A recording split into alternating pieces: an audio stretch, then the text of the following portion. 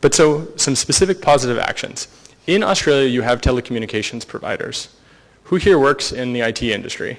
Could you raise your hand? All right. I have a task for you.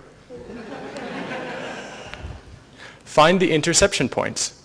Find out what so-called lawful interception equipment is deployed in ISPs and at telecoms. Find out who provides fiber taps. Find out where the fiber taps are. Take photographs of them and tell the world about it. The trick is, and the way that you're going to win, is that you win by just telling the truth about what is actually happening. Right? When you have that, feel free if you want. But in the United States, Mark Klein, who is an engineer at AT&T, found out that NSA and AT&T were working together to do warrantless wiretapping. He's lucky. He's protected. I mean, he blew the whistle, he told the world, and then the government said, state secrets, you're not allowed to know about it. Nobody was harmed because everybody was harmed. All right? Interesting theory there. But the important thing is that now we know for sure that the NSA wiretaps the American people. We know that they violated the FISA court's orders, which were supposed to be set up to regulate this type of action. If you can push the dialogue in that direction, it makes it possible for you to talk to your MPs about what's actually happening. There's no question in my mind that there is wiretapping like that happening in Australia. In fact, I talked to a telecommunications engineer. I won't tell too much more about it, but he said, oh, I thought that that was all right. He said there is a wiretapping point. So your job as IT people in the room is to find those points. They exist. They definitely exist now. So find them and expose them. Tell journalists like these guys over here. Tell MPs like this guy here. You know, it seems to me that it's extremely important to do that. And if you do that, you will really cause a fucking shitstorm. Because these people who are spying on you, part of what gives them power is that nobody knows that they're doing it and no one knows who they are. So for all the people that don't work in IT, find out their names, find out their home addresses, build a database on the people that promote the surveillance state. Really, in a good way, watch the watchers, because no one else is going to do that. They're not going to put themselves in their database. You know, Philip K. Dick talks about it. You know, what does a scanner see? Does it see darkly? Does it see clearly? Does it see into me? Well, here's the thing. We don't quite live in the sort of nightmare world of Philip K. Dick yet, in that no one's written the book. But it's possible that we can really, in a good way, find out what these surveillance people are doing just by watching them. For example, you know where the new, the AZO office, I think is the one you were referring to that was just built? Okay, so sit outside and photograph everybody that goes in and out. Right? Find out people that are spying on civilians, that are infiltrating, you know? Find out all the license plates of all the cars that park in the police parking lots. Find out where the undercover officers are that infiltrate peaceful activists and fuck them up. They're committing a crime.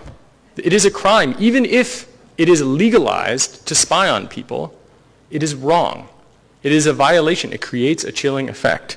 So you can also do stuff like use Tor if you want on your computer or whatever, or install TextSecure on your cell phone if you're worried about someone, you know, intercepting your communications. But the thing is that they are intercepting all of your communications at some point. There are interception points. Text messages are usually stored by telephone companies.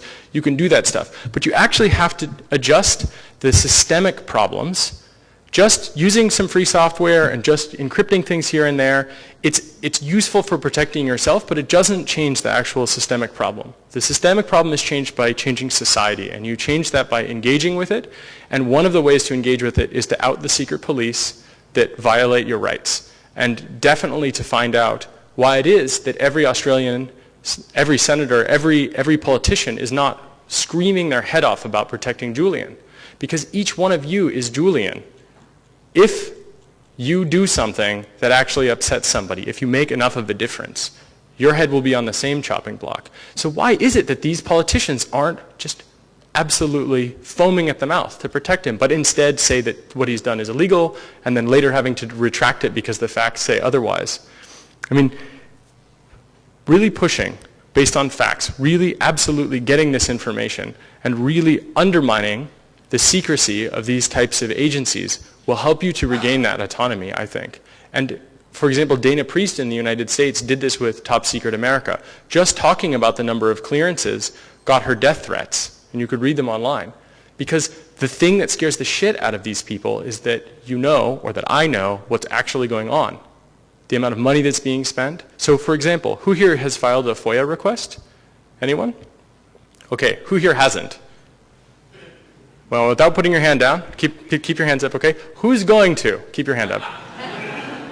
If every single one of you guys files FOIA requests about the type of equipment that's being used and the amount of money that's being spent and what it is being used for, you'll start to get some answers about the surveillance state and its capabilities. You maybe won't learn about the fiber taps of undersea cables on the edges of Australia, but you'll find out about what's happening here in the city. You'll be able to understand the numbers that Soulette was talking about, where every year it seems 10 or 20,000 more Australians become criminal enough to be followed electronically. So I think, I was on, or I tried to be on ABC 7:30 report last night. I don't know if I was, actually. They interviewed me, and I think they cut it because they asked some really stupid fucking questions, and I didn't play ball. But they said, don't you think that it's sort of a nightmare, kind of weird thing to believe that protecting individual privacy is, it's not some kind of weird contradiction to also promote institutional transparency? It's like, what is this, an Onion interview? And they didn't get the joke, and I think that's probably why they cut it. But I think it's important, to do something here, which is you have to protect, especially in law, but on your own, individual privacy. But the way to do that is to increase, one of the ways in a long-term strategy is to increase institutional transparency. So when someone challenges you and asks you for ID, you ask them why they need it. When they ask for your birth date, you ask them why. Why should I give you these things? And really, as much as possible, to push back on these things, because voluntary surveillance, encouraged by the structures of society, they weaken us. And they actually create an emergent phenomenon of a surveillance state, even if it's non-technical. Reporting on each other through things like Facebook is a great example of that. I mean, it has incredible advantages. I know lots of people that would have never had sex without Facebook. But it's just not worth it. Really, it's not. So, I mean, if you can, try to pass legislation or push for legislation that does stuff like outlaws black bag jobs, right? So that spies can go back to being spies, right? If they get caught, the agency will disown them, hopefully, right? Because breaking into people's houses is an affront to democracy when it happens under the cover of night, in secrecy, without delivering a warrant. Because monitoring someone's telephone is something that when people think it is possible, it changes what they say on the phone.